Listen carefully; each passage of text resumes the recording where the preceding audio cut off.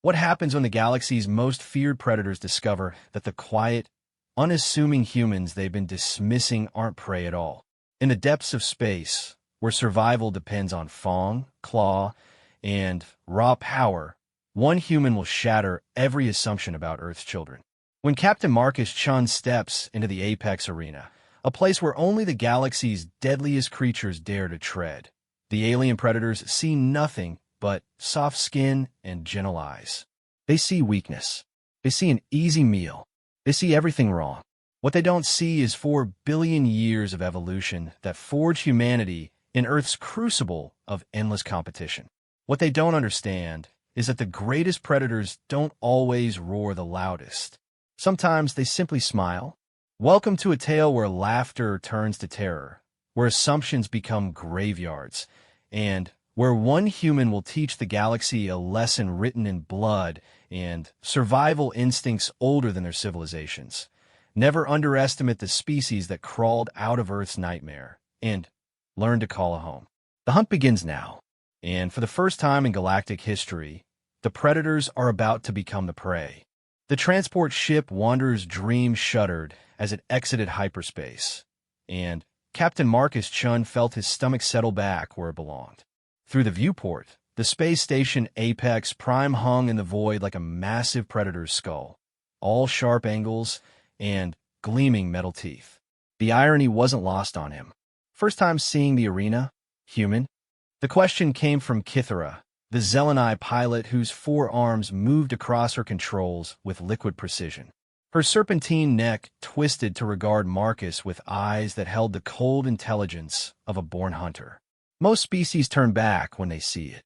Marcus adjusted his simple brown jacket and checked the worn leather satchel at his side. Most species probably have better sense than I do.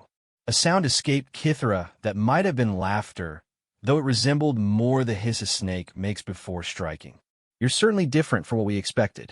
When the arena received word that a human wanted to participate in the trials, the betting pools exploded.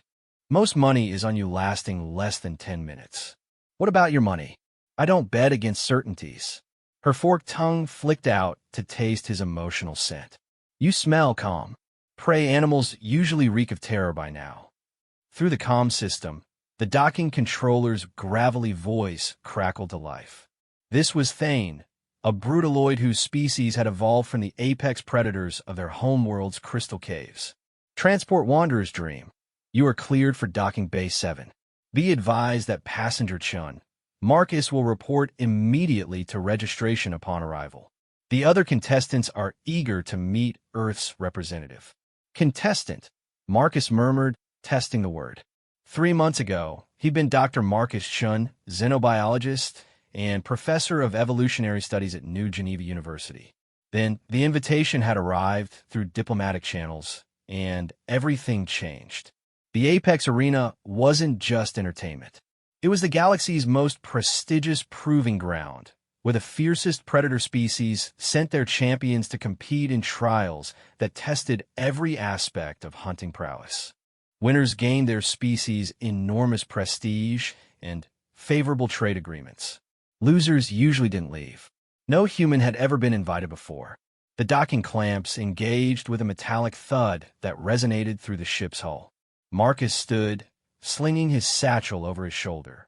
Inside were his few possessions, some basic supplies, a hollow of his deceased wife Sarah, and a small black notebook filled with observations about predatory behavior patterns. Word of advice, human, Kithara said as she began her shutdown sequence. The other contestants aren't like the civilized species you're used to dealing with. These are pure predators bred for killing. They'll see your soft skin and small teeth and assume you're food that learned to walk upright. They might be right. Her head snapped around so fast Marcus heard vertebrae pop. You joke about your own death? Where I come from, gallows humor is a survival trait. Marcus headed for the airlock. Thanks for the ride, Kithara. Try not to lose too much money on those bets. The docking bay buzzed with activity as crews unloaded equipment and maintenance bots scuttled across the deck plates. The air carried a mixture of ozone, hydraulic fluid, and something else, something organic and predatory that made the hair on the back of Marcus's neck stand up. A delegation waited for him at the bay's entrance. At its head stood Vextar Skullrend, the arena's director of trials.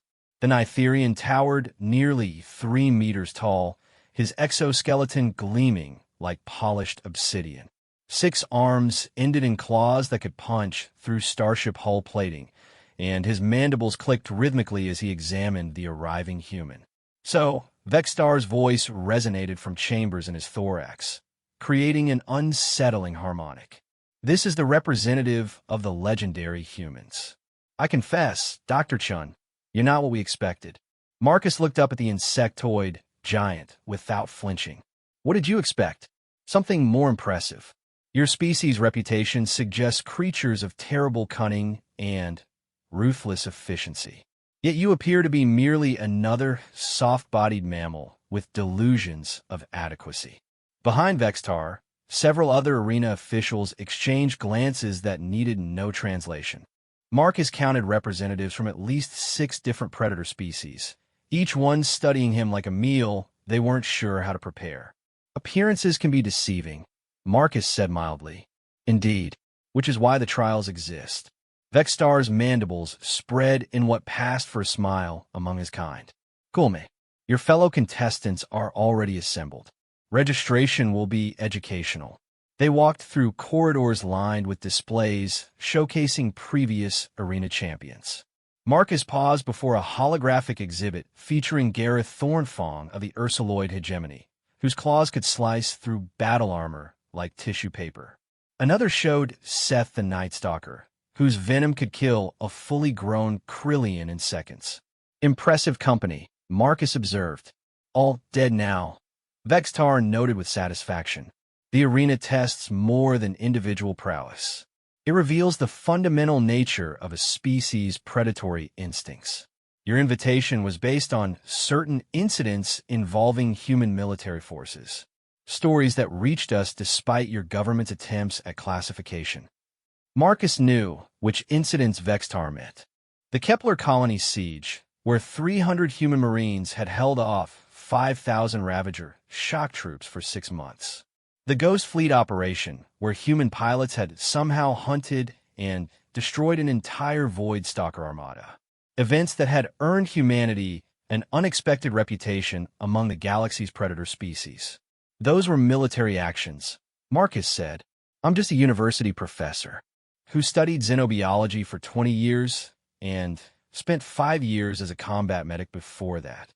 Vextar's compound eyes fixed on Marcus with renewed interest. Your educational records make interesting reading, Dr. Chun, especially your doctoral thesis on predator-prey evolutionary dynamics. They entered the registration hall, a vast chamber with a ceiling that curved up into darkness. The air hummed with barely contained violence as dozens of creatures turned to examine the new arrival. Marcus felt their attention like physical weight, pressing against him with the promise of violence. Near the center of the room stood Zephyr Razormaw, champion of the Feliner Dominion. Her species resembled enormous saber-toothed cats that had learned to walk upright and use technology. When she saw Marcus, her lips peeled back to reveal fangs the length of combat knives. This is the human. Her voice carried the purring undertone that meant imminent attack. I expected something more substantial.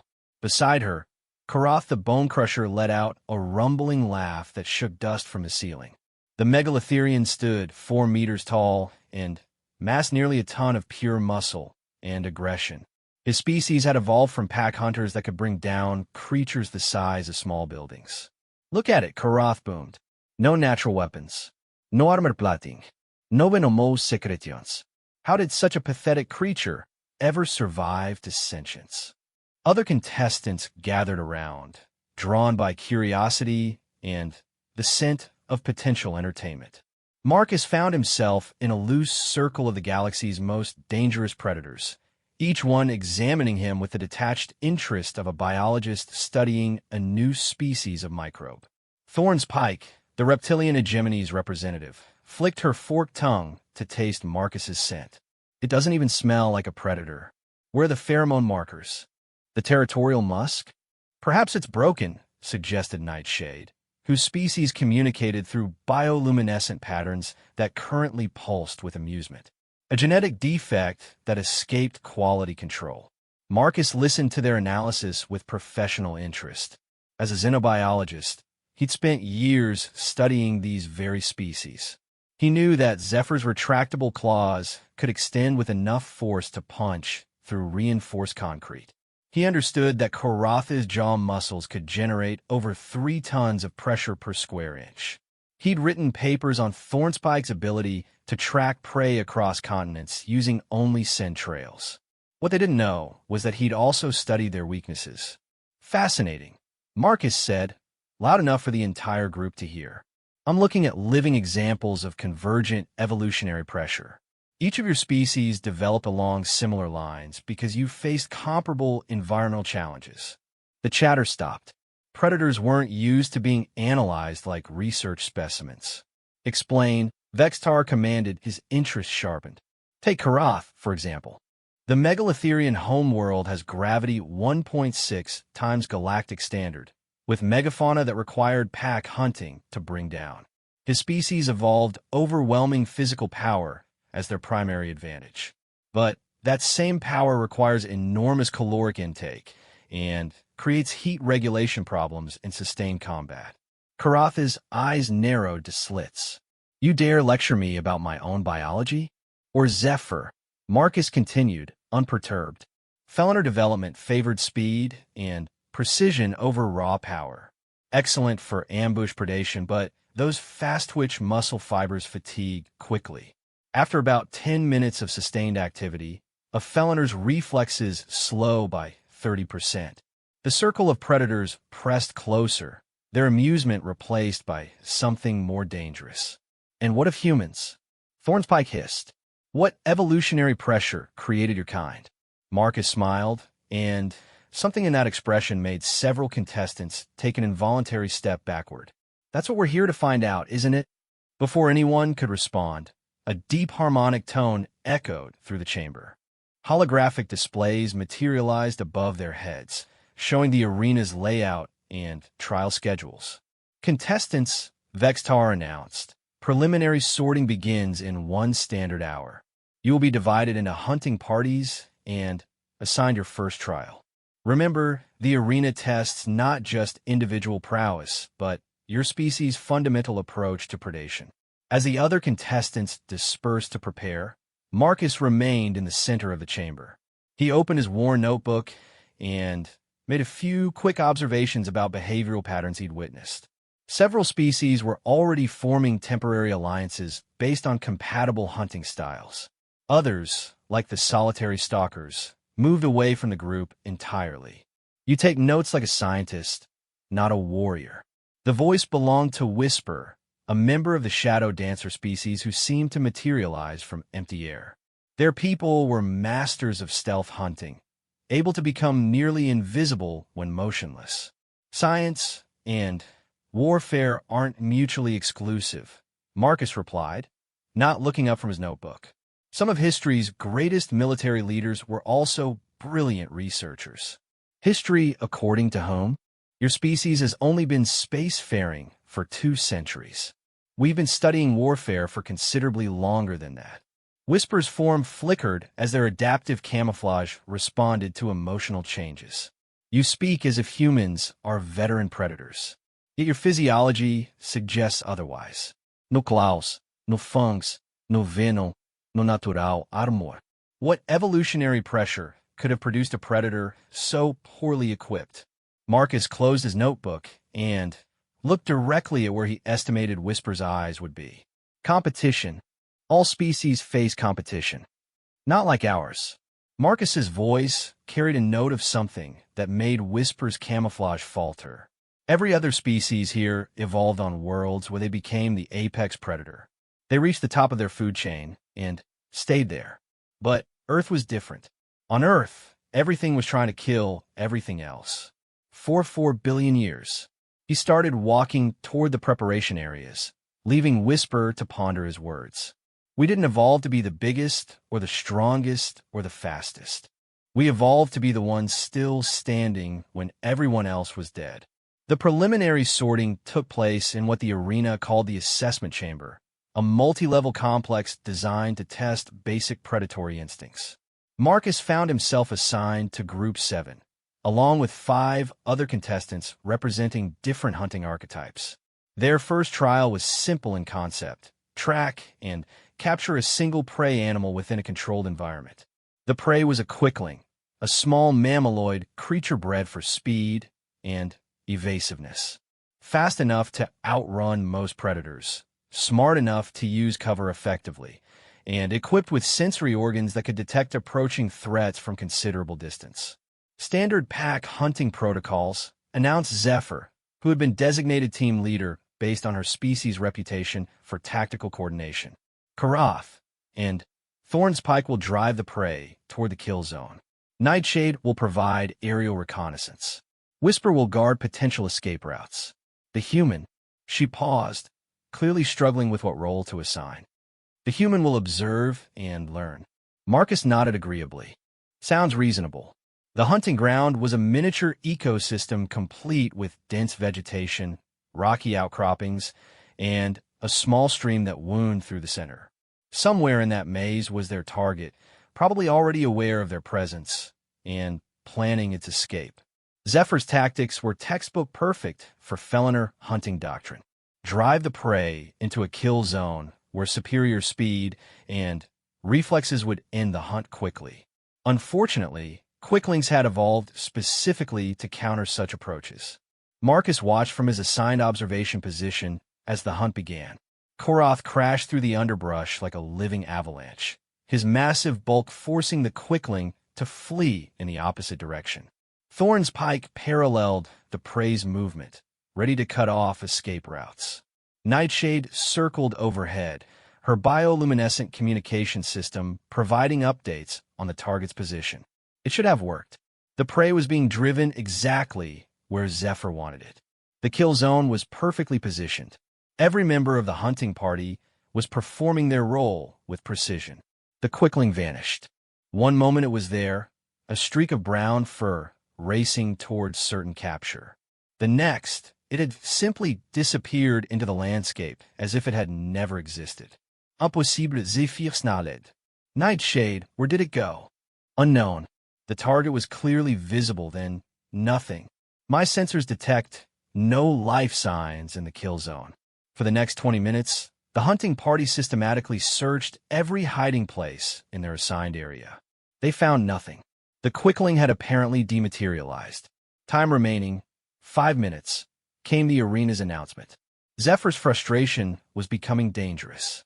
Her claws extended and retracted in a nervous rhythm, and her pupils had dilated to full hunting mode. This is impossible. Quicklings cannot simply disappear. There must be some hidden passage, or, may I make a suggestion? Marcus asked quietly. Every member of the hunting party turned to stare at him. They'd forgotten he was there. You're the observer, Koroth rumbled. What could you possibly have observed that we missed? Your hunting strategy assumes the prey behaves according to your expectations. But what if it doesn't? Explain, Zephyr demanded. Marcus stood and brushed dirt from his jacket. Quicklings aren't just fast. They're problem solvers. When faced with a perfectly executed hunt, they don't try to outrun it. They change the rules. He walked to the small stream that meandered through the hunting ground. The water was clear and shallow, barely ankle-deep. To the assembled predators, it was simply an obstacle to navigate around. Quicklings can hold their breath for up to an hour, Marcus continued, kneeling by the water's edge. Their fur has natural oils that create air pockets when submerged, and their body temperature is low enough that most thermal sensors won't detect them underwater. He reached into the stream and lifted out a very surprised, very wet quickling. The silence that followed was profound. You studied the prey, Whisper said finally. I studied the problem. Marcus held the captured creature gently, mindful of its stress.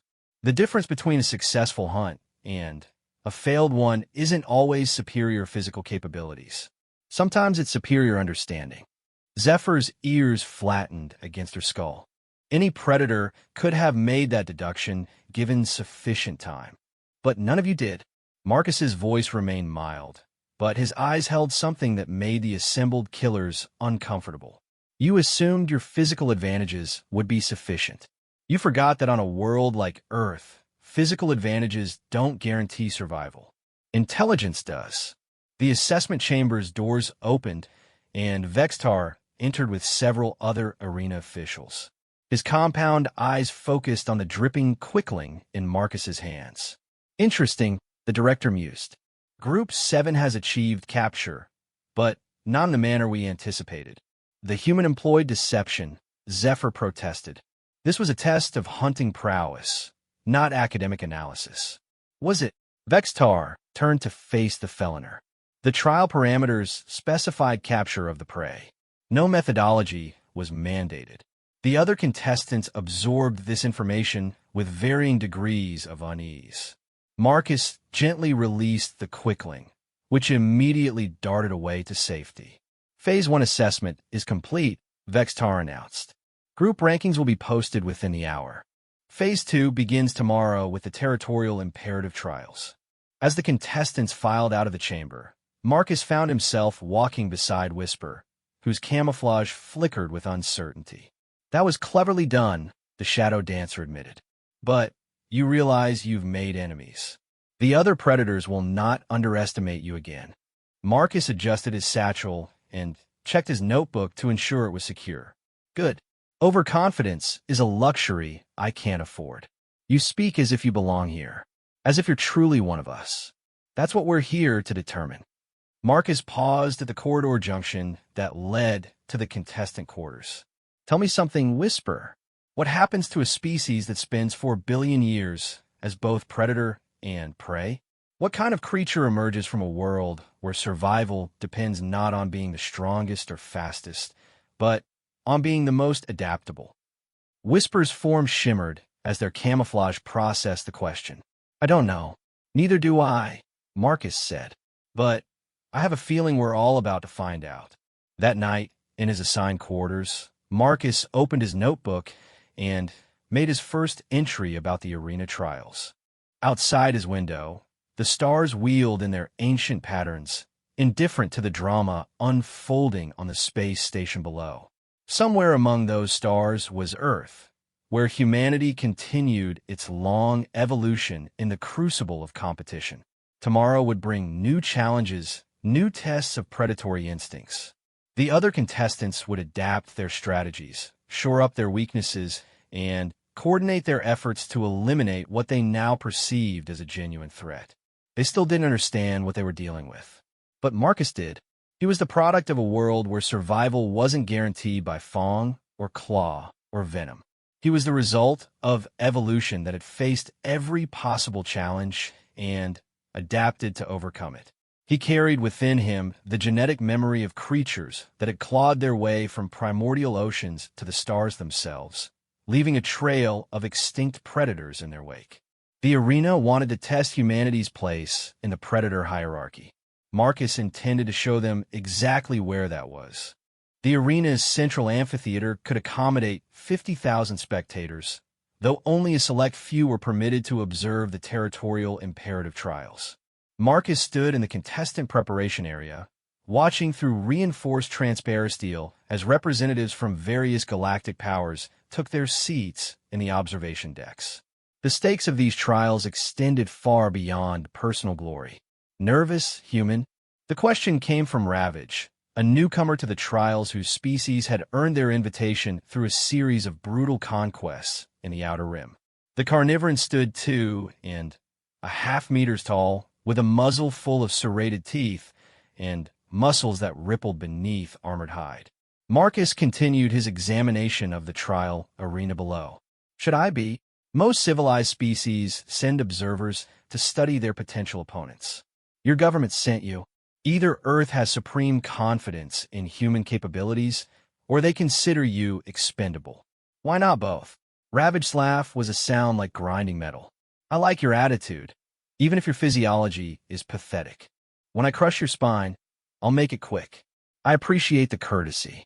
The casual exchange drew attention from other contestants.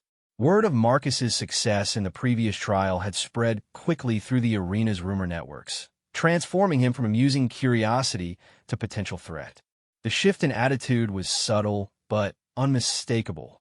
Vexstar's harmonic voice echoed through the preparation area.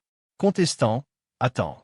The territorial imperative trials will test your species' approach to claiming and defending territory. Each participant will be assigned a section of the arena environment. You will have 6 hours to establish your domain and prepare for intrusion attempts. Holographic displays materialized, showing a complex ecosystem that filled the arena floor. Dense forests gave way to rocky highlands, which transitioned into marshy lowlands. A river system wound through the center, feeding into a small lake. Multiple cave systems honeycombed the rocky areas. Territory assignment is based on your species' preferred environmental niche, Vexstar continued. Defense protocols are at each participant's discretion. Elimination occurs when a contestant's territory is completely conquered or when the contestant is unable to continue. Marcus studied the terrain with professional interest. As a xenobiologist, he'd spent years analyzing how different species adapted to their environments. The arena designers had created a masterpiece of ecological diversity, offering advantages to virtually every type of predator. Zephyr Rosormv, Felinor Dominion. You are assigned the dense forest canopy, sectors 7 through 12. Perfect for an ambush predator.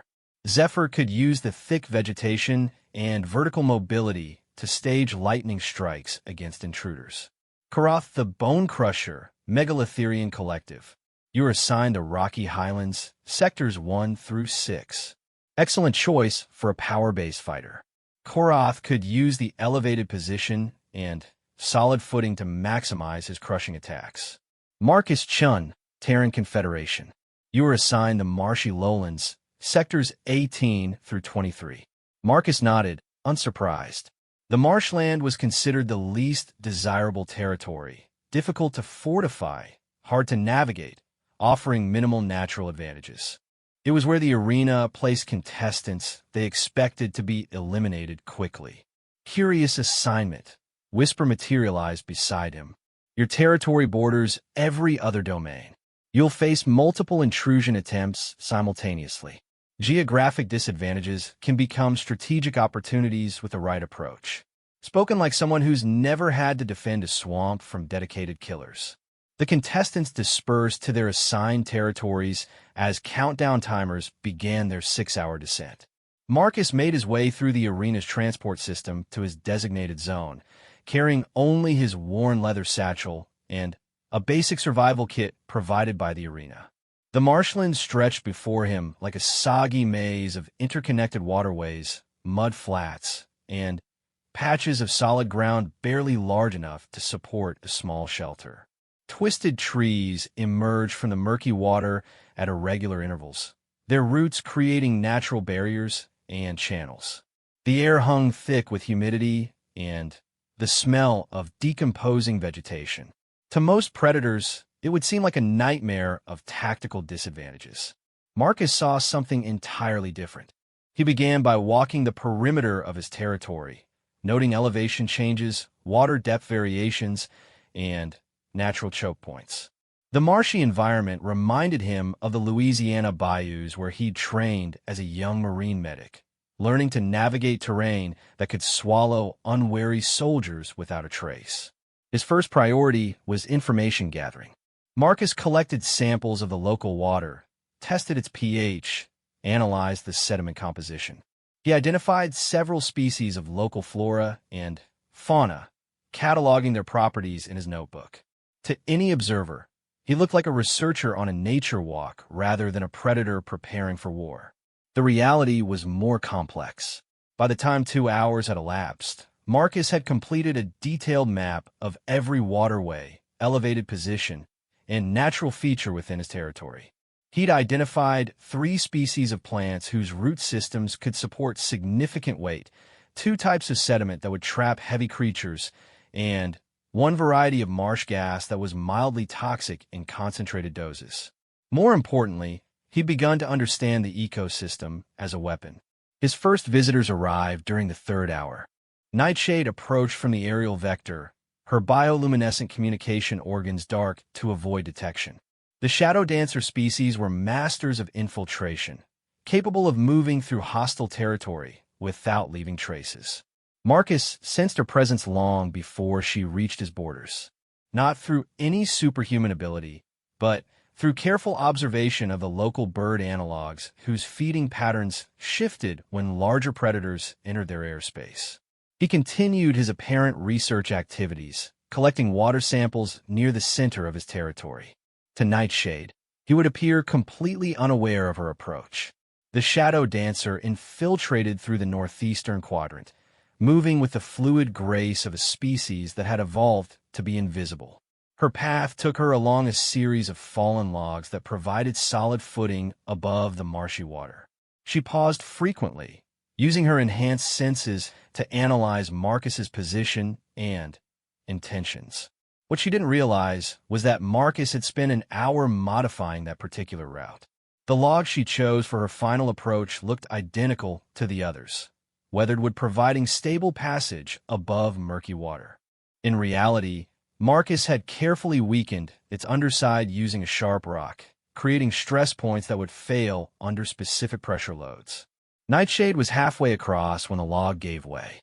The splash echoed across the marshland as the Shadow Dancer plunged into water that was deeper than it appeared. Her adaptive camouflage flickered wildly as she struggled to find purchase in mud that had been specifically chosen for its consistency, thick enough to trap but not thick enough to provide leverage. Need a hand? Marcus appeared at the water's edge, extending a sturdy branch toward the floundering predator. Nightshade's bioluminescent organs pulsed with what could only be described as embarrassment. This is unexpected. Marshland can be tricky if you don't understand the local conditions. Marcus helped her reach solid ground, noting how her camouflage systems struggled to adapt to the muddy water that now coated her entire form. The logs look stable, but the humidity has weakened their structural integrity. You knew I was coming. The local avians have predictable behavioral patterns. When something disrupts their feeding, they relocate to specific alternative sites. He gestured toward a cluster of trees where several bird analogs had gathered. Basic ecological observation. Nightshade studied Marcus with new respect. You use the environment as an early warning system. Environment is everything in territorial defense. Most predators focus on direct confrontation, but the smartest ones turn the territory itself into an ally. Before Nightshade could respond, new movement caught their attention. Ravage was approaching from the western border, moving with the confidence of a species that had never learned to fear swampland. The carnivore's dense hide and powerful limbs made him well-suited for difficult terrain. Two intrusions simultaneously, Nightshade observed. Will your environmental tricks work against him? Marcus consulted his notebook, cross-referencing carnivoran physiology with environmental factors. Different species required different approaches. Rabbit's advance was methodical and unstoppable. Where Nightshade had relied on stealth, the carnivoran used brute force, smashing through vegetation and churning through shallow water without regard for subtlety. His approach created a wake of destruction that would have intimidated most defenders. Marcus moved to intercept him at a narrow causeway between two deeper pools. The elevated path was one of the few routes through the marshland that could support Ravage's massive frame, making confrontation inevitable. Human, Ravage's voice carried easily across the water. I expected more creative defenses. This territory offers you nothing but the privilege of delaying your inevitable defeat. Territory is what you make of it, Marcus replied, positioning himself at the causeway's center. Every environment has advantages for those who understand how to use them. Ravage charged. The carnivore's attack was everything Marcus expected. Overwhelming force applied with precision and devastating effect. Claws that could shred starship armor extended from powerful limbs, while jaws capable of crushing reinforced bones gaped open in anticipation of the kill. Marcus stepped aside. The movement was so subtle that observers might have missed it entirely. One moment, Ravage was charging towards certain victory. The next, he was plunging past his target into water that concealed a carefully prepared surprise. The net Marcus had woven from marsh grass and reinforced with fallen branches wouldn't have stopped most predators. But it didn't need to stop Ravage. Only redirect his momentum into the deeper water where the carnivoran's weight became a liability rather than an asset. Ravage surfaced with a roar that shook water from nearby trees. Trickery. You fight like prey hiding from its betters. I fight like someone who studies his opponents. Marcus remained on the causeway, well out of reach of Ravage's claws. Carnivorans evolved on high-gravity worlds with solid ground. Your musculature is optimized for traction and leverage. Take those away, and your advantages become disadvantages. The larger predator struggled to find purchase in the muddy bottom. Every movement he made only drove him deeper into the soft sediment that Marcus had specifically chosen for its consistency. You cannot hide forever, human. Eventually, you must face me directly. Why would I do that? Marcus consulted his notebook again. According to my calculations, your species burns calories at an exponential rate during high-stress activity. In your current situation, you'll exhaust your energy reserves within 20 minutes. The water temperature will accelerate hypothermic effects, and the mud you're stirring up contains several microorganisms that are harmless to humans, but mildly toxic to carnivoran respiratory systems. Ravage's struggles became more frantic as he processed this information. This is not honorable combat. Combat isn't about honor. It's about survival. Marcus backed away from the water's edge as Ravage made increasingly desperate attempts to reach solid ground. Honor is a luxury species develop after they've secured their position in the food chain. Within 15 minutes, Ravage was forced to signal withdrawal. Arena's safety protocols activated, and rescue drones extracted the exhausted carnivoran from the marsh. Marcus had successfully defended against 2 intrusion attempts using nothing but environmental manipulation and basic scientific knowledge. Word of his defensive strategy spread quickly through the arena's communication networks. The other contestants began reassessing their approaches, realizing that conventional predatory tactics might be insufficient against a human who treated combat like an extended research project. Vextar himself arrived during the 4th hour, accompanied by several arena officials and a hovering observation platform that would allow them to witness Marcus's methods firsthand. Dr. Chun, the director's harmonic voice carried across the water. Your defensive strategies have proven unorthodox. We're curious to observe your techniques more directly. You're welcome to watch, Marcus replied, not looking up from his latest environmental survey. Though I should warn you that the next few hours might not provide much entertainment value. Oh, most of my remaining opponents will avoid direct confrontation after word spreads about the previous attempts. They'll try to wait me out, hoping I'll make a mistake or exhaust my resources. And will you? Marcus smiled and made another notation in his book. That depends on whether they understand what kind of resources I actually have. The 5th hour brought a coordinated assault from 3 remaining contestants who had formed a temporary alliance. Zephyr approached through the canopy, using her natural climbing ability to stay above the marshy terrain. Thorn's Pike moved along the eastern border, her heat-sensing organs tracking Marcus's position despite the humid conditions. Whisper maintained concealment while coordinating their movements through subsonic communication. It was the kind of sophisticated tactical operation that should have overwhelmed a single defender, regardless of environmental advantages. Marcus found himself facing superior numbers, superior physical capabilities, and superior coordination. He also found himself exactly where he wanted to be. The coordinated assault began at sunset, when the changing light conditions would theoretically give the attackers maximum advantage. Zephyr descended from the canopy like a falling shadow, her retractable claws extended for killing strikes. Thorn's Pike emerged from the underbrush with the fluid motion of a born stalker. Whisper remained invisible, but present, ready to capitalize on any opening. Marcus stood in the center of his territory, apparently trapped with nowhere to run. "Surrender now, human," Zephyr called from her elevated position. "Face death with dignity rather than forcing us to hunt you through this swamp like a frightened animal." "I appreciate the offer," Marcus replied, "but I'm not sure dignity is possible in my current situation." "Then, prepare yourself." The three predators attacked simultaneously from different vectors. Zephyr dropped from above while Thorn's pike charged from the east, and Whisper closed from an unknown direction.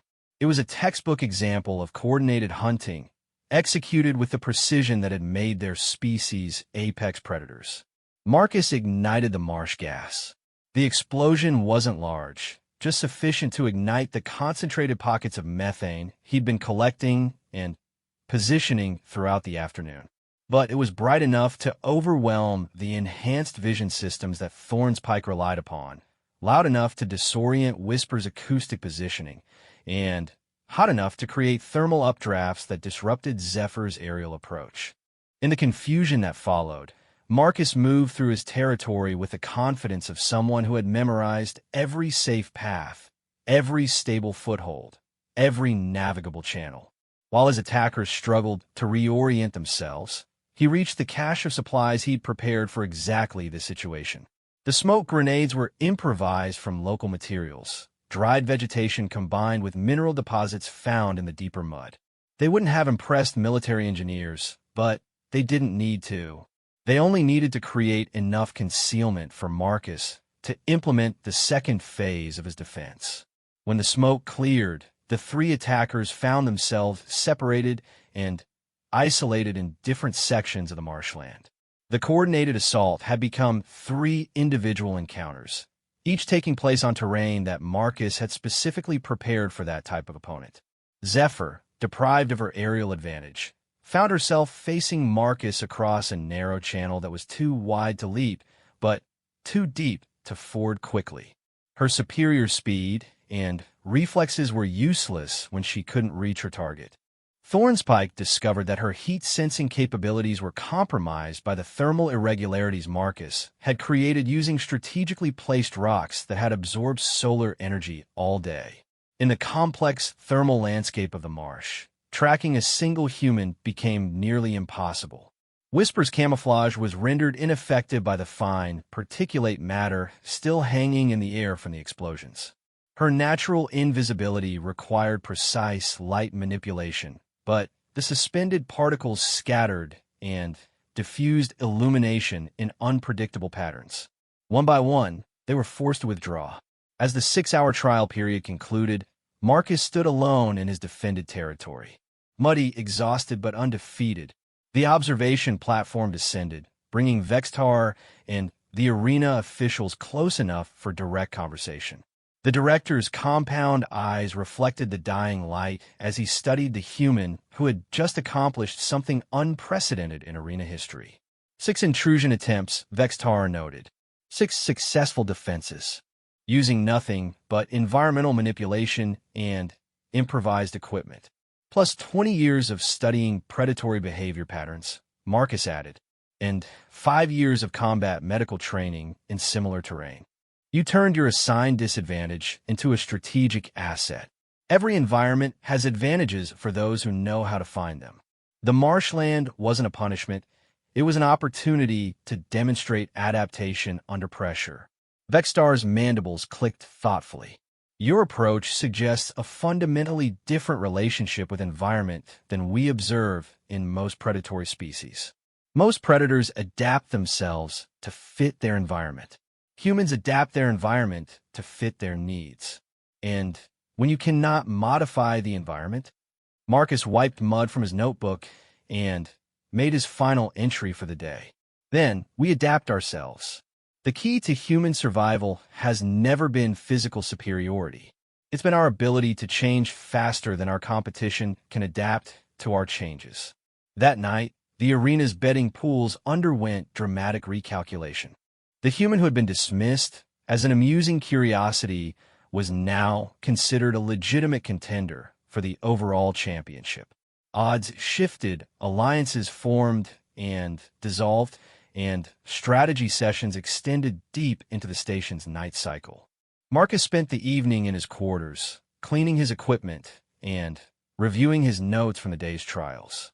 Through his window, he could see the lights of the other contestants' quarters, many of which burned late as predators who had never faced effective human opposition tried to understand what they were truly up against.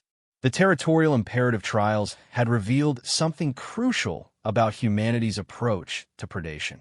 Unlike species that relied on overwhelming physical advantages, humans treated every encounter as a problem to be solved using available resources and accumulated knowledge. Tomorrow would bring new challenges, new opponents, new tests of predatory instincts. But tonight, as Marcus reviewed his observations and planned for the next phase, he understood something that the other contestants were only beginning to suspect. The arena hadn't invited a human to participate in their trials. They'd invited 4 billion years of evolution that had produced the most adaptable predator in galactic history. And that predator was just getting started. The arena's medical bay hummed with activity as contestants received treatment for injuries sustained during the territorial imperative trials. Marcus sat on an examination table while a medical drone scanned him for structural damage, its sensors finding only minor cuts and bruises despite his extended engagement with multiple apex predators. Remarkable, Dr. Kelleth observed, reviewing the scan results. The Viridian physician had overseen arena medical operations for over a decade, treating injuries that would have been fatal to most sentient species. No significant trauma, no stress fractures, no signs of physiological exhaustion. Either human physiology is more resilient than our databases suggest, or you employed defensive strategies that minimized direct physical confrontation. A little of both, Marcus replied, accepting a hydration supplement that tasted like metal and regret. Humans evolved as persistence predators.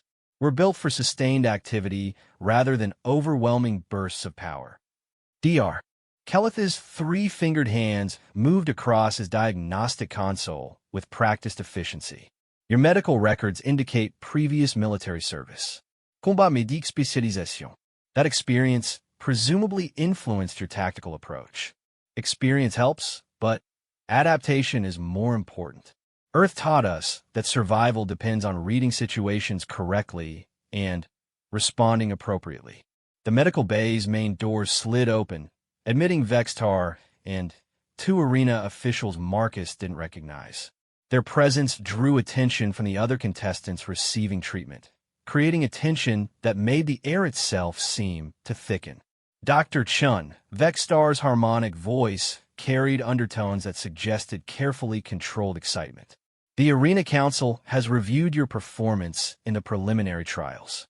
Your unique approach has generated considerable interest among our sponsors. I hope that's a good thing.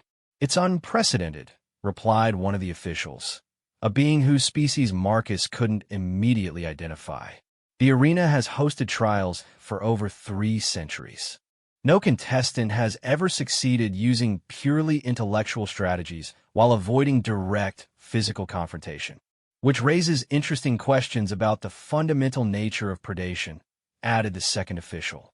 Your methods suggest an evolutionary pathway that prioritizes problem-solving over physical dominance. Marcus finished his medical examination and retrieved his leather satchel from the equipment locker. Physical dominance is one solution to survival challenges.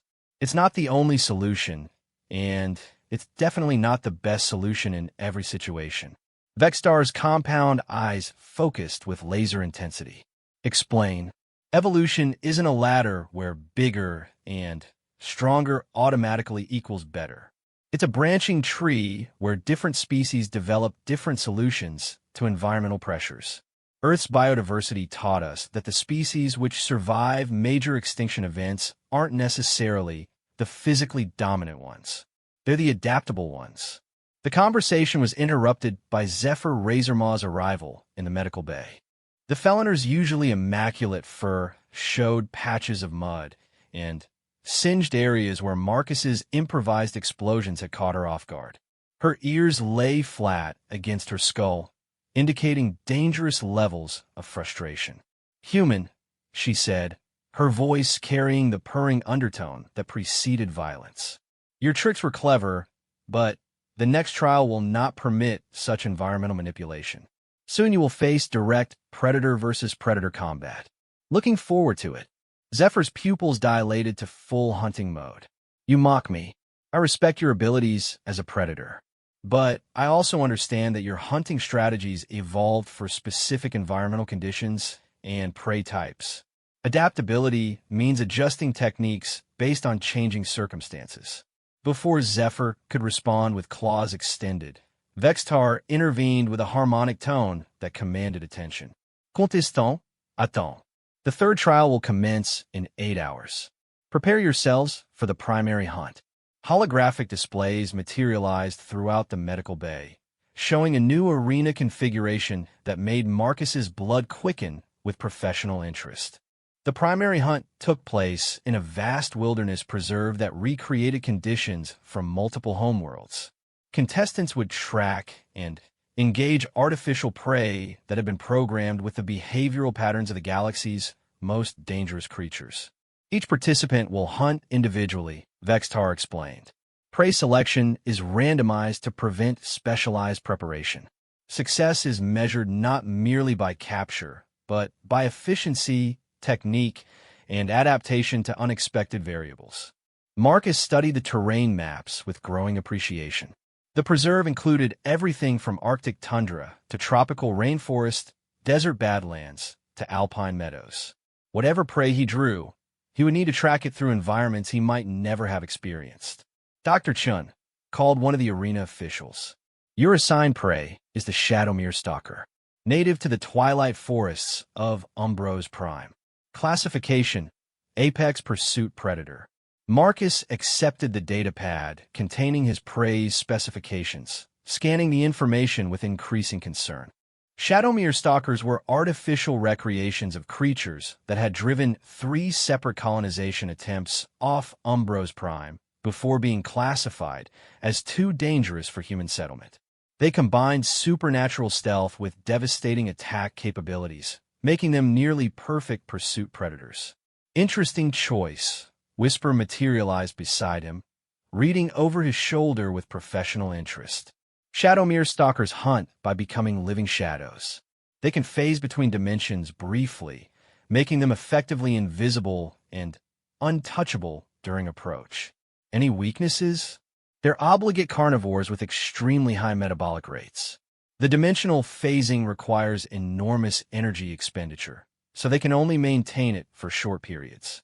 But during those periods, they're essentially unstoppable." Marcus nodded, making mental notes about energy conservation and timing patterns. "What's your assignment?"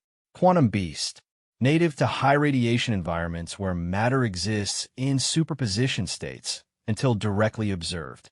Whisper's camouflage flickered with what might have been amusement. "We've both drawn prey that exists partially outside normal reality." The preparation period passed quickly as Marcus reviewed everything known about Shadowmere Stalker behavior. The creatures were solitary hunters that preferred dense cover and low-light conditions. They stalked their prey relentlessly, phasing in and out of normal space-time to avoid detection until the moment of final attack. Most concerning was their intelligence. These weren't simple predators operating on instinct.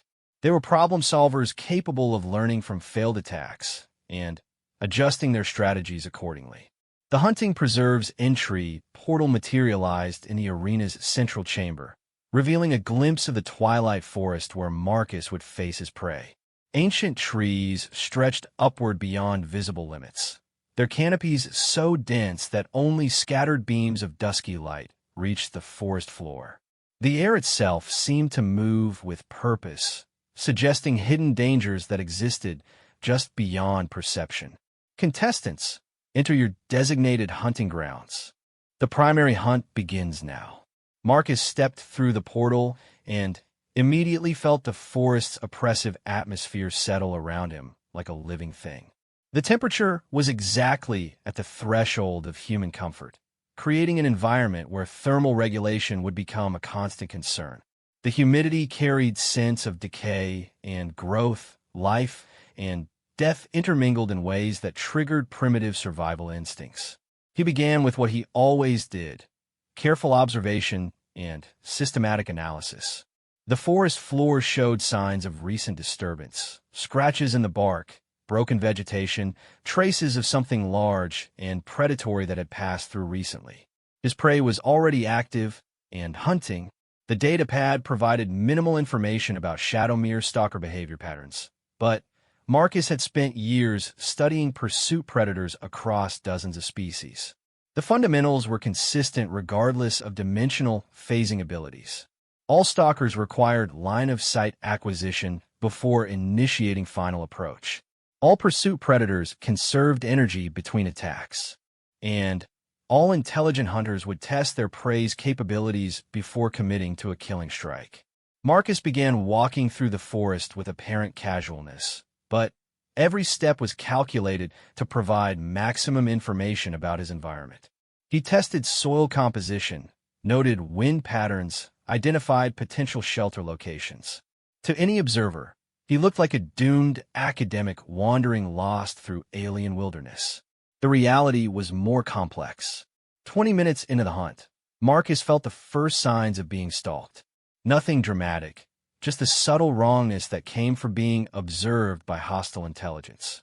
The forest's natural sounds had shifted slightly, creating gaps in the audio landscape that suggested a large predator moving carefully through the underbrush.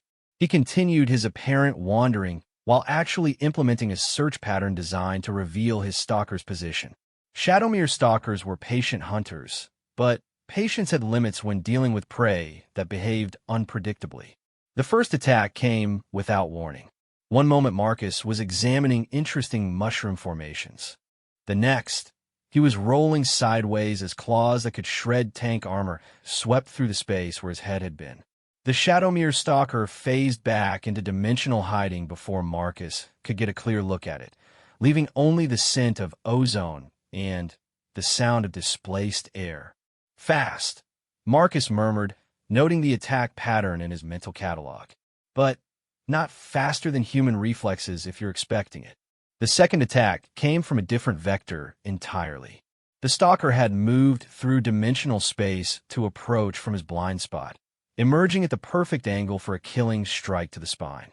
Marcus twisted away at the last instant, feeling claws pass close enough to slice through his jacket's fabric.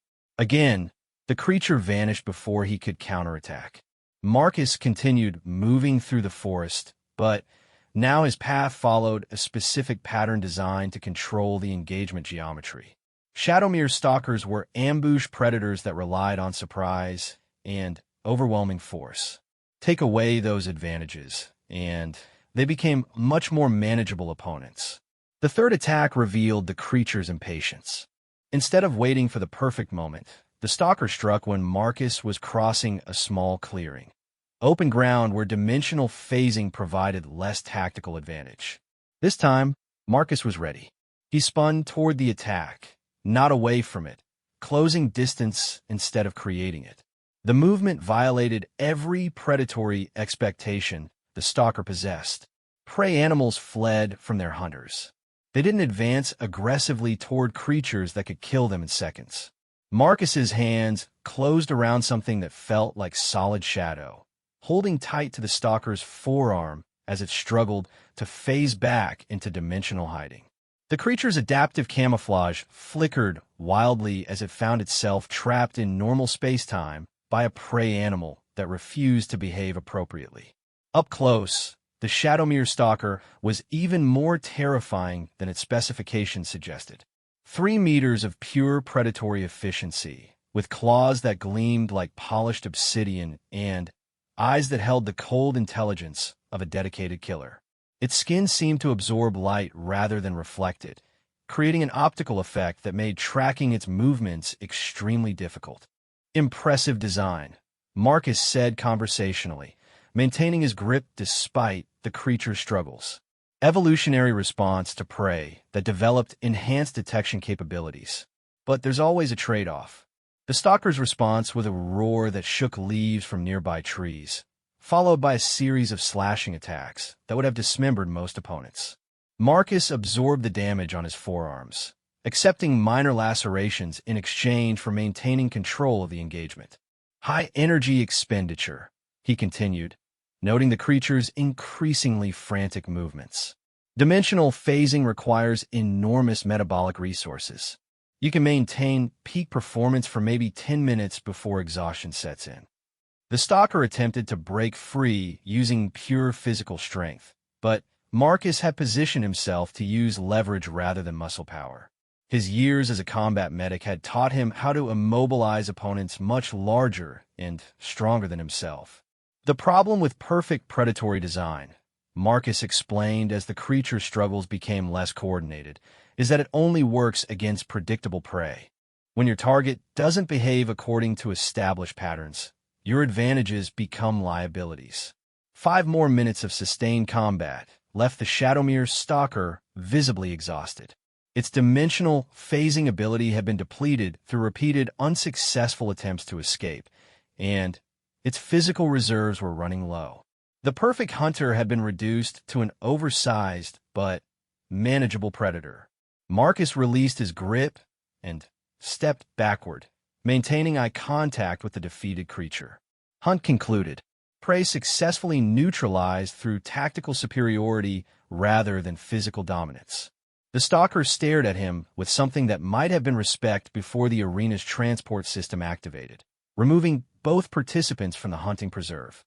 Marcus emerged from the portal to find the central chamber filled with arena officials, contestant observers, and holographic recording equipment. His successful hunt had apparently generated considerable interest among the viewing audience. Remarkable, Vextar approached with several senior officials in tow. Combat telemetry shows you engaged a Shadowmere stalker in direct physical confrontation and achieved victory through technique rather than superior capabilities. Technique and understanding, Marcus corrected. Every predator has strengths and weaknesses. Success comes from amplifying your own strengths while exploiting your opponent's weaknesses. Your approach suggests extensive study of predatory behavior patterns. 20 years of xenobiological research, plus 5 years of practical application during military service. Marcus checked his forearms where the stalker's claws had left shallow cuts. Understanding your opponent is always more valuable than overpowering them. The other contestants absorbed this information with varying degrees of unease. Several had already completed their own hunts, achieving victory through overwhelming force or superior physical capabilities. Marcus's success using entirely different methods suggested possibilities they hadn't considered. Korath the Bone Crusher approached with heavy footsteps that echoed through the chamber. Your methods are effective, human, but they will not suffice for the final trials. Eventually, you must face opponents who cannot be defeated through cleverness alone. Maybe, Marcus replied, but cleverness has got me this far. The pack hunt begins tomorrow, Zephyr announced, her ears still flattened with residual frustration. Coordinated pursuit of multiple apex predators through varied terrain. No environmental manipulation, no dimensional tricks, just pure hunting efficiency. Sounds challenging. It will be your end. Her voice carried absolute certainty. Pack hunting requires instincts that soft-bodied academics cannot possibly possess.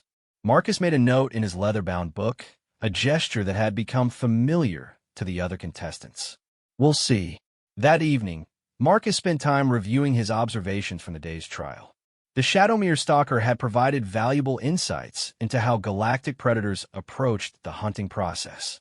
Their reliance on overwhelming advantages suggested evolutionary pathways that prioritized efficiency over adaptability.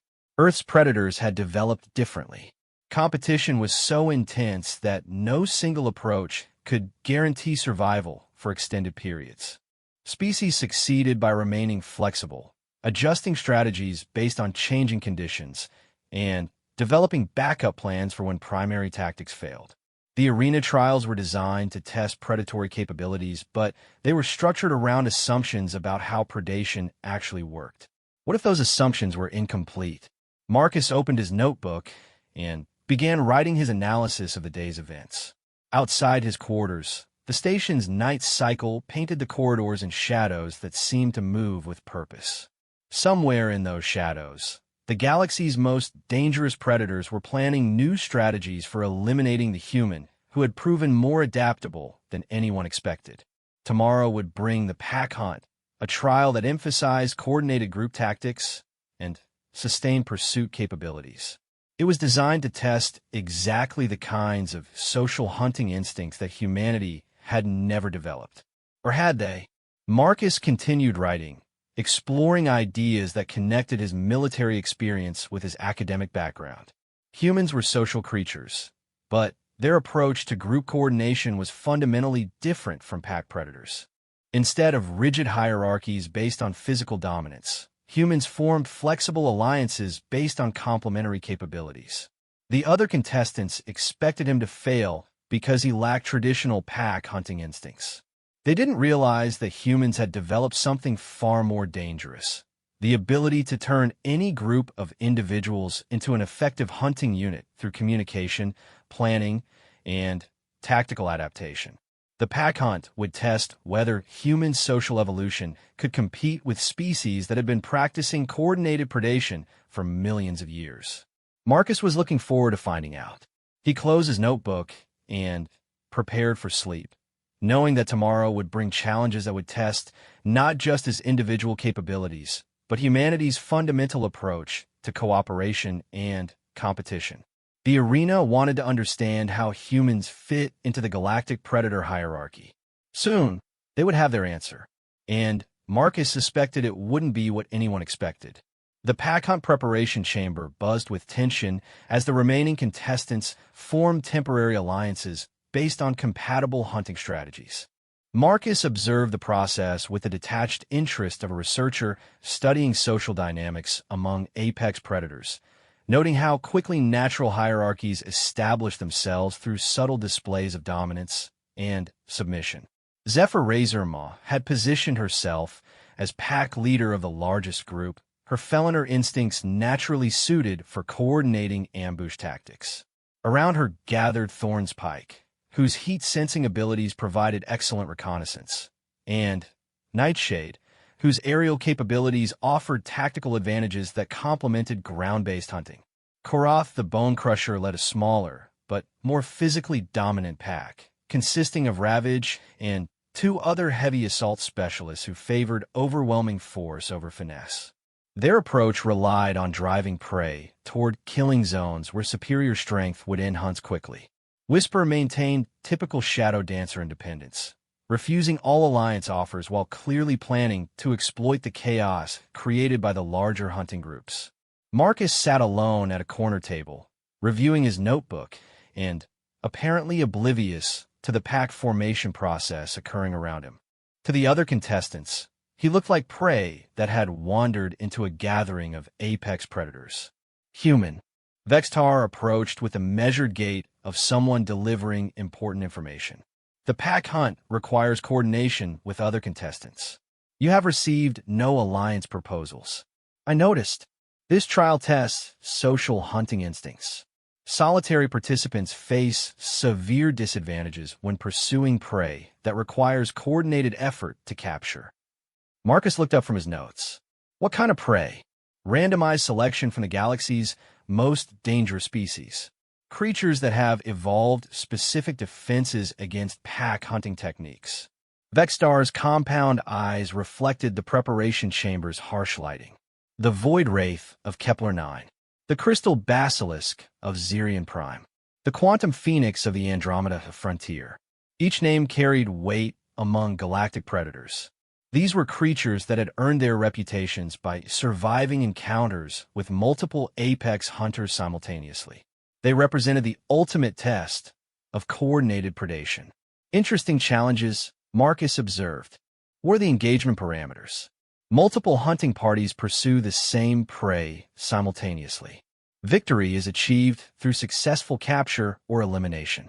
Failure results in contestant elimination. Vextar posted meaningfully. No participant has ever succeeded in solo pack hunt trials. There's always a first time.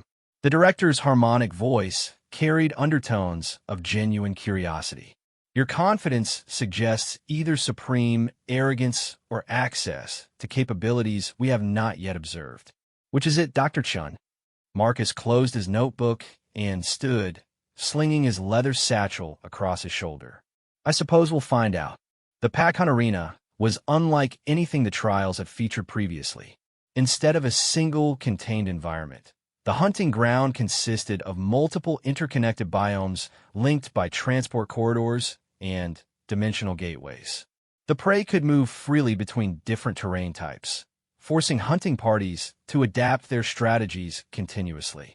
Holographic displays showed the arena's layout. A frozen wasteland connected to tropical rainforest, which linked to an urban maze that opened into asteroid fields and microgravity. Each environment favored different hunting approaches, making coordination between pack members crucial for maintaining pursuit across terrain transitions. Contestants, Vextar announced. Your prey for this trial is the ethereal predator of Sigma Draconis. Classification: transdimensional hunter with reality manipulation capabilities. Marcus felt his blood chill as he absorbed this information. Ethereal predators were legendary even among apex species, creatures that existed partially outside normal space-time, able to manipulate matter and energy at the quantum level. They hunted by turning prey's own weapons against them, adapting to any attack method within minutes of first exposure. The ethereal predator has been released into the hunting ground, Vextar continued. Capture requires sustained coordinated assault using multiple attack vectors simultaneously. Single hunters cannot generate sufficient pressure to prevent the creature's adaptive responses. The other contestants exchanged glances that needed no translation. Even Karatha's massive pack looked subdued by the challenge ahead. Ethereal predators had killed entire hunting expeditions of lesser apex species. Hunt begins now. May your species be honored by your performance. The hunting parties dispersed through different entry portals, each group implementing strategies designed around their members' complementary abilities. Marcus approached a portal that led to the urban maze sector, reasoning that artificial environments might provide technological advantages over purely biological hunting grounds.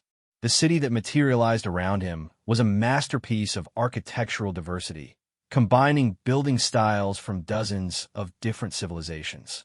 Towering spires reached toward an artificial sky, while underground tunnels created a three-dimensional maze of potential ambush sites and escape routes. Emergency lighting cast everything in an orange glow that created thousands of shadows where danger might lurk. Marcus began his hunt with systematic exploration, mapping the urban environment while searching for signs of his prey. Ethereal predators left distinctive traces when manipulating local reality. Distortions in light patterns, temperature fluctuations, gravitational anomalies that suggested recent quantum manipulation. His first indication of the creature's presence came through his comm system, which crackled with emergency transmissions from other hunting parties. Zephyr's pack, to all units, came the Felonier's strained voice. Creature identified in tropical sector. Attempting coordinated assault. It's adapting faster than anticipated. The transmission cut off in a burst of static that suggested electromagnetic interference on a massive scale. Korath here, moving to support Zephyr's position. This thing just turned Ravaged claws into crystalline matrix. He's trapped in some kind of temporal loop. More static, followed by communication silence. Marcus continued his methodical search while processing the tactical information. The other hunting parties were engaging the ethereal predator using conventional pack hunting strategies, coordinated attacks designed to overwhelm the target through synchronized assault. The creature was apparently countering by manipulating the attacker's own capabilities against them. He found the first physical evidence of the ethereal predator's presence on the 43rd floor of a residential tower. The entire level showed signs of reality distortion, walls that bent at impossible angles, gravity fields that pointed in multiple directions simultaneously, time eddies where cause and effect had been reversed. At the center of the chaos lay Nightshade, her bioluminescent organs flickering weakly as she struggled against what appeared to be her own shadow, which had somehow gained independent existence and was attempting to strangle her. "Human," she gasped as Marcus approached carefully. Don't try to help directly. It turns everything against itself. Your own strength becomes its weapon." Marcus knelt beside the trapped shadow dancer, noting how the reality distortions seemed to avoid direct contact with him. "How long have you been fighting your shadow?"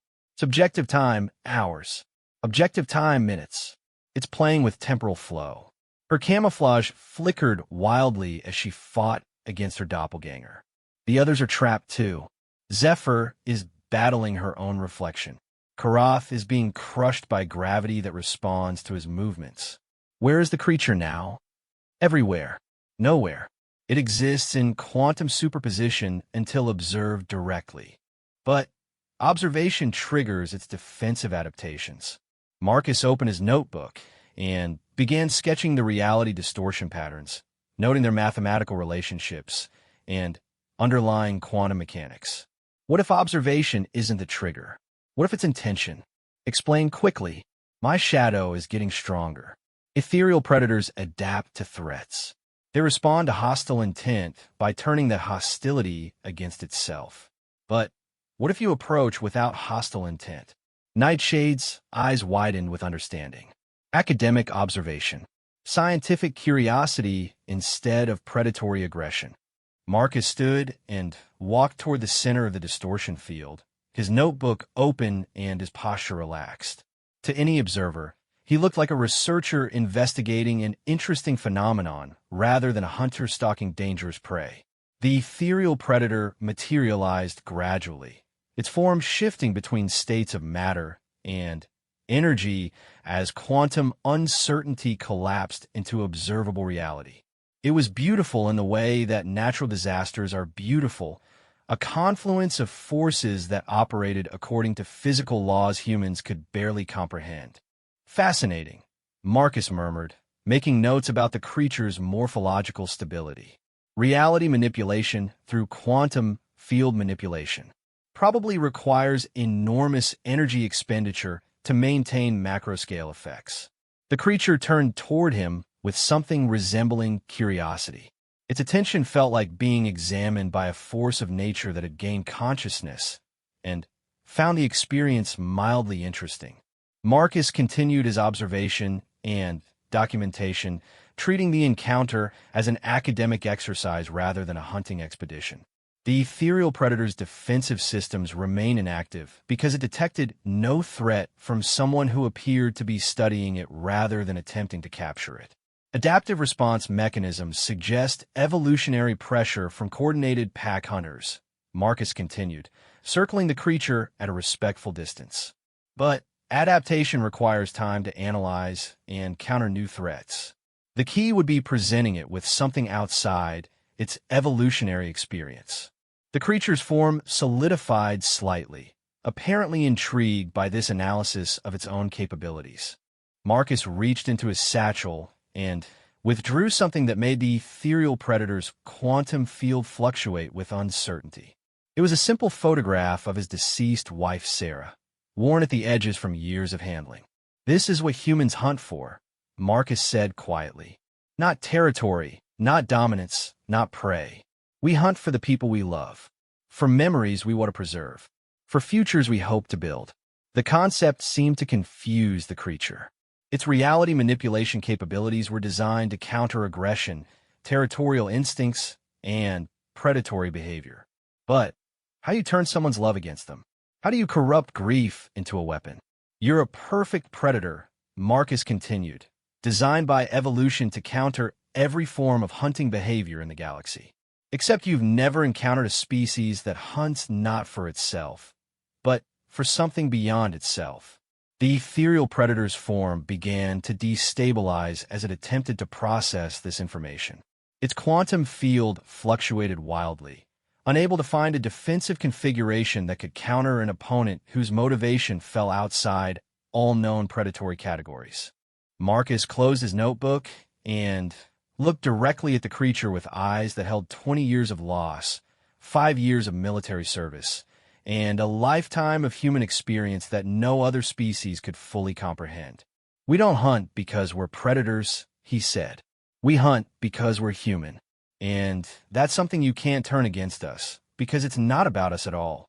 The ethereal predator's quantum coherence collapsed. Reality snapped back to normal with an almost audible crack.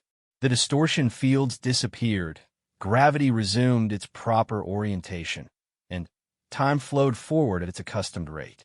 Throughout the urban maze, trapped hunters found themselves suddenly free as their own capabilities returned to normal function. Marcus knelt beside the creature's now solid form, checking for signs of permanent damage. The ethereal predator was unconscious but alive, its quantum manipulation systems offline but not destroyed. "Hunt concluded," he said into his comm system. "Prey successfully neutralized through conceptual disruption rather than physical capture." Vextar's voice crackled through the communications system with barely controlled excitement. "Explain your methodology, Dr. Chun." "Our sensors detected no conventional hunting behavior." Conventional hunting assumes the predator operates for its own benefit. Humans developed beyond that limitation. We became capable of acting for purposes that transcended individual survival. Marcus carefully moved the unconscious creature to a more comfortable position. When your defensive systems are designed to counter self-interest, they become ineffective against someone operating from enlightened self-interest.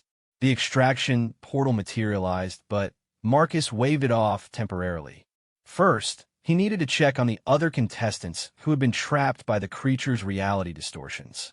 He found Zephyr first, still disoriented from her battle with her own reflection, but otherwise unharmed. The Feliner stared at Marcus with an expression that might have been respect.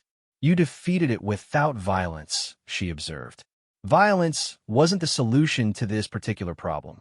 "How did you know?" Marcus helped her to her feet, noting how her natural grace had been affected by the temporal distortions. "I didn't know. I hypothesized based on available information and tested the hypothesis under controlled conditions. You experimented on an ethereal predator. I presented it with a logical paradox. When a perfect defensive system encounters something outside its design parameters, it either adapts or fails. This one chose to fail rather than corrupt concepts it couldn't understand. They found Koroth trapped under a localized gravity field that had been calibrated to his exact mass and density. The big megalotherian looked embarrassed as Marcus helped him work through the quantum equations needed to disperse the effect.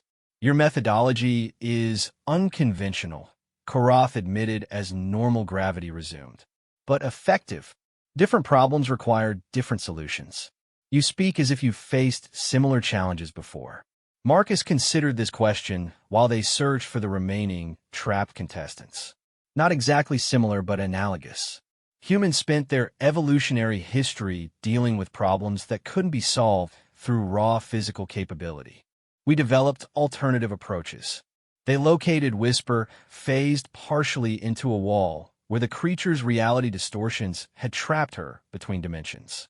Extracting her required careful manipulation of quantum fields that Marcus accomplished through pure theoretical knowledge rather than any special abilities. Academic training, Whisper observed as she solidified back into normal space-time, but applied with the precision of someone who's done this before. Combat medic experience translates to a lot of different situations. The extraction portal reappeared as the hunting parties regrouped in the arena's central chamber. Word of Marcus's unconventional victory had spread quickly through the station's communication networks, generating intense discussion among the observing alien powers about human psychological warfare capabilities. Vextar approached with his full retinue of arena officials, their compound eyes reflecting fascination and wariness in equal measure. "Dr. Chun, your performance has exceeded all projections. The ethereal predator represents one of the galaxy's most dangerous entities, yet you neutralized it without conventional hunting techniques. I recognize that it wasn't a hunting problem. It was a philosophical problem disguised as a hunting problem. Elaborate." Marcus pulled out his notebook and flipped to his most recent observations. The ethereal predator's defensive systems were designed to counter physical threats and predatory intentions. But they had no framework for dealing with abstract concepts like sacrifice, duty, or love. When I presented it with motivations that fell outside its defensive parameters, its systems couldn't adapt fast enough. "You weaponize human emotional complexity," Thornspike said, her forked tongue tasting the air for traces of deception. "Turned your species' psychological architecture into a tactical advantage. More accurately, I demonstrated that human motivation operates according to principles that other species might not fully understand. We're capable of acting contrary to immediate self-interest for abstract ideals." Karatha's massive frame shifted as he processed this information. All social species possess some capacity for self-sacrifice within pack structures. This was different, Zephyr interjected. His emotional response wasn't triggered by pack loyalty or territorial defense. It was something else entirely. Marcus closed his notebook and looked at the assembled predators with eyes that had seen too much loss to be intimidated by physical threats. Humans learn to hunt for concepts that exist only in our imagination. Justice, honor, love, memory, future possibilities that may never occur. We became the only species that could kill or die for purely abstract reasons. The implications of this statement settled over the chamber like a physical weight. Species that had evolved to be perfect biological killing machines suddenly found themselves contemplating a form of predation that operated according to entirely different rules. "The final trial begins tomorrow," Vextar announced after a long silence. "The Apex Challenge. Single combat against the arena's ultimate predator. Victory requires not just defeating your opponent, but demonstrating your species' fundamental approach to predation." "What is the ultimate predator?" Marcus asked.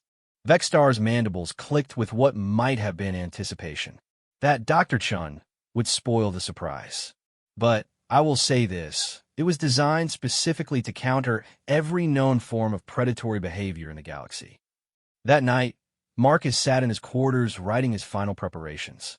Outside his window, the lights of dozens of starships indicated the growing audience for tomorrow's trial. Representatives from major galactic powers had arrived to witness the conclusion of what had become the most discussed arena trial in centuries. He thought about Sarah, whose photograph now rested on his small desk beside his notebook. She had been a xenopsychologist specializing in interspecies communication theory. Her research had focused on how different evolutionary backgrounds shaped not just physical capabilities, but fundamental approaches to problem-solving and social organization. "Different species think differently," she had told him during one of their late-night discussions about human exceptionalism.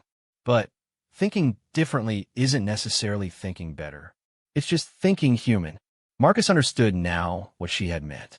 The arena trials weren't really about determining the galaxy's supreme predator.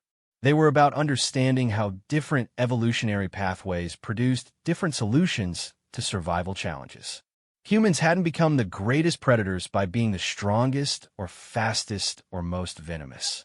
They had become successful by developing the ability to transcend their immediate biological imperatives and operate according to abstract principles that existed only in their collective imagination. Tomorrow would test whether that evolutionary quirk could compete with 4 billion years of perfected biological killing machines. Marcus finished his notes and prepared for sleep, knowing that the final trial would determine not just his own fate, but humanity's position in the galactic hierarchy of predatory species. The arena had invited him to prove where humans belonged among the galaxy's apex predators. Tomorrow, he would show them that humans belonged in a category all their own. The arena's grand amphitheater had never hosted such an audience. Representatives from every major galactic power filled the observation decks, while billions more watched through quantum-encrypted transmissions that carried the event across known space. The Apex Challenge had become more than entertainment. It was a demonstration that would reshape interstellar politics for generations. Marcus stood in the preparation chamber, reviewing his notes one final time while the arena's systems performed final diagnostics on his mysterious opponent. 3 days of trials had revealed capabilities that no intelligence service had suspected humans possessed, transforming Earth from a minor frontier world to a species of significant interest. Vextar approached with the measured gait of someone delivering momentous news. Dr. Chun, the final trial will commence in 30 minutes. Before we begin, the Arena Council wishes you to understand the significance of what you have accomplished. I've demonstrated that humans approach predation differently than expected. You have demonstrated that humans approach existence differently than any known species. The director's compound eyes focused with laser intensity. Your methodology challenges fundamental assumptions about how sentient life develops predatory capabilities. Marcus closed his notebook and slipped it into his leather satchel. Evolution finds different solutions to survival challenges. Humans developed one approach. Other species developed others. But your approach transcends biology entirely. You hunt for abstract concepts that exist only in imagination. You risk death for principles that provide no material advantage. You operate according to motivational frameworks that our xenopsychologists struggle to comprehend. Maybe that's the point. Before Vextar could respond, the arena's central displays activated, showing the final trial environment. The Apex Challenge would take place in a perfect sphere of polished metal, 1 kilometer in diameter, with no environmental features to provide tactical advantages. Pure predator versus predator, with victory determined by superiority of approach rather than environmental manipulation. Your opponent, Vextar announced, is the Apex Synthesis, an artificial entity created by combining the deadliest characteristics of every known predator species in the galaxy. Holographic displays revealed a creature that defied easy description. It possessed Karatha's crushing strength, Zephyr's speed and precision, Thornspike's sensory capabilities, and Nightshade's aerial mobility. But it was more than just a compilation of physical advantages. The synthesis had been programmed with the hunting instincts and tactical knowledge of dozens of apex species. Perfect predatory synthesis, Marcus observed, designed to counter every known form of hunting behavior. Precisely. The arena's ultimate test. Vextar's mandibles clicked with anticipation. No contestant has ever succeeded against the Apex Synthesis. It learns from every encounter, adapting its strategies to exploit opponent weaknesses while maximizing its own advantages. Learning systems have limitations. What limitations could possibly apply to an entity with access to the predatory knowledge of every dangerous species in the galaxy? Marcus shouldered his satchel and headed toward the trial entrance. I suppose we're about to find out. The spherical arena was exactly as advertised. A perfect geometric space with no features except polished metal walls that reflected everything with crystalline clarity. Marcus entered through a portal that sealed behind him, leaving him alone in the vast sphere with whatever entity the arena had created as its ultimate challenge. For several minutes, nothing happened. Marcus stood in the arena's center, apparently relaxed, but actually gathering information about his environment. The metal sphere was more than just an enclosed space. It was a sophisticated sensor array that would monitor every aspect of the coming encounter. The Apex Synthesis materialized gradually, its form shifting between different configurations as it analyzed its opponent and selected optimal physical characteristics for the engagement. Finally, it stabilized into a configuration that combined the most dangerous aspects of every predator Marcus had faced during the trials. Interesting, the creature spoke with a voice that harmonized tones from multiple species. Human. Male. Age approximately 45 standard years. Minimal natural weaponry. No obvious physical advantages. Yet arena records indicate consistent success against apex predators using non-standard methodology. Hello, Marcus replied conversationally. You're quite impressive. How long did it take to compile all those different hunting algorithms? Query irrelevant. Combat engagement initiating. preparing to demonstrate superiority of combined predatory approaches over human limitations. The synthesis attacked with the coordinated precision of a perfectly designed killing machine. It moved with Zephyr's fluid grace while striking with Karatha's overwhelming force, using Thornspike's sensory capabilities to track Marcus's movements while employing Whisper stealth techniques to mask its own approach vectors. Marcus avoided the attack through a combination of anticipation and mobility that shouldn't have been possible for someone without enhanced physical capabilities. He seemed to flow around the creature's strikes like water around stone, never quite where the perfectly calculated attacks expected him to be. Unexpected defensive capabilities, the synthesis observed, recalibrating its attack patterns. Human reflexes appear enhanced beyond baseline specifications. Combat medic training, Marcus explained, continuing his evasive movements while studying his opponent's tactical patterns. We learn to function under extreme stress while treating injured soldiers. Situational awareness becomes automatic after enough practice. The synthesis modified its approach, incorporating lessons learned from Marcus's previous encounters.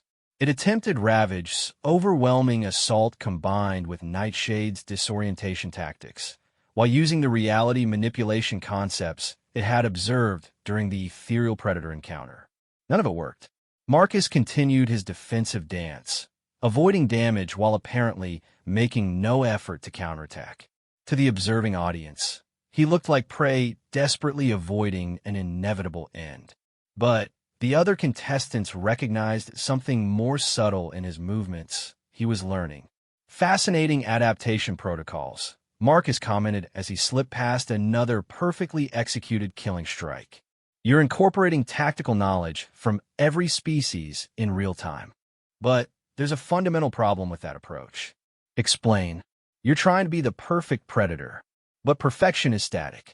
Evolution doesn't reward perfection. It rewards adaptation to changing circumstances. The synthesis paused its attack, processing this information through its tactical analysis systems. Humans are not apex predators. Your species lacks the physical capabilities for predatory supremacy. You're right. We're not apex predators. Marcus stopped moving, standing in the arena's center with his arms at his sides. We're something else entirely. Clarify. Marcus smiled, and something in that expression made the assembled alien observers lean forward in their seats. We're the species that hunted apex predators to extinction. Before the synthesis could process this statement, Marcus reached into his satchel and withdrew something that shouldn't have been possible to smuggle into the arena. It was a simple device, barely the size of a smartphone, but the energy signature it emitted made every sensor in the amphitheater scream warnings. Neural disruptor, Marcus explained calmly as the device activated. Designed by human military engineers for use against artificial intelligence systems. It doesn't cause permanent damage, but it creates sufficient cognitive interference to disable most electronic brains. The Apex synthesis staggered as its coordination protocols collapsed. The perfect integration of multiple hunting algorithms dissolved into chaos as the neural disruptor interfered with the quantum processing cores that manage the creature's tactical systems. Impossible, it managed, struggling to maintain basic motor function. All contestants were scanned for contraband. No weapons were detected. This isn't a weapon. It's a medical device. Marcus approached the disabled creature with the confidence of someone who had anticipated this exact scenario. Specifically, it's a therapeutic neural stimulator used to treat traumatic brain injuries in human patients. I'm licensed to carry it as part of my medical equipment. But the electromagnetic pulse designed to disrupt was modified using principles I learned during my military service. Turns out that devices designed to stimulate human neural tissue can be reconfigured to interfere with artificial processing systems. Marcus knelt beside the struggling synthesis. The modification took about 20 minutes using components from Arena Medical Supplies. The implications of this revelation rippled through the observation decks like a shockwave. Human military technology had demonstrated the capability to disable the arena's most advanced predatory system using improvised equipment. You planned this from the beginning. The synthesis said as its systems gradually stabilized under reduced disruptor influence. A plan for multiple contingencies. This was just one possibility. Marcus deactivated the device and helped the creature to a more comfortable position. The real plan was psychological. Explain. Marcus opened his notebook and showed the synthesis pages filled with behavioral observations, tactical analyses, and psychological profiles of every contestant he had encountered. You were designed to be the perfect predator by combining every known hunting methodology. But you had no defense against something that operates outside all known hunting methodologies. Humans are predators. All biological evidence supports this classification. Humans are something new. We're not just predators or prey. We're observers. We study the game itself, not just how to win it. Marcus stood and looked directly at the creature with eyes that held 20 years of scientific study and a lifetime of human experience. Every other species in the galaxy developed specialized solutions to survival challenges. Humans developed the ability to understand and manipulate the underlying systems that create survival challenges. The synthesis processed this information with systems that were still recovering from neural disruption. You treat survival as an academic discipline. We treat everything as an academic discipline. That's what makes us dangerous. Marcus glanced up at the observation decks, where alien representatives were frantically recording every word. You designed the perfect hunter to counter every known form of predation. But humans don't hunt according to biological imperatives. We hunt according to principles we invented ourselves, such as justice, honor, love, the pursuit of knowledge, the protection of future generations we'll never meet. Marcus's voice carried across the arena with perfect clarity, ensuring that every observer could hear his words. We're the only species that can die for ideas that exist nowhere except in our imagination. The apex synthesis struggled to its feet, its tactical systems running endless calculations to find a counter to this philosophical approach to combat. Ideas cannot defeat physical reality, can't they? Marcus gestured toward the disabled predatory machine that represented the pinnacle of biological warfare technology. You were defeated by a human with a notebook and a modified medical device. The most dangerous creature the arena could create was neutralized by academic curiosity and improvised engineering. This does not prove human superiority. It doesn't need to. It proves that humans operate according to rules that make superiority irrelevant. Marcus looked directly into the creature's optical sensors. We don't win by being better predators. We win by changing what predation means. Silence filled the arena as the implications of this statement settled over the observing audience. The Apex Challenge had been designed to determine the galaxy's ultimate predator through direct combat between competing hunting philosophies. Instead, it had revealed a species that approached conflict from perspectives that transcended biological competition entirely. Vextar's harmonic voice echoed through the arena's communication system. Trial concluded. Victor, Dr. Marcus Chun, representing the Terran Confederation. The portal opened, but Marcus paused to check on the Apex synthesis one more time. The creature's systems had stabilized, and its tactical algorithms were already analyzing the encounter for future reference. You fought well, Marcus said. Your designers should be proud of what they accomplished. You defeated me without causing permanent damage. This suggests restraint rather than predatory instinct. Maybe. Or maybe it suggests that the best way to defeat an enemy is to turn them into something that's no longer your enemy.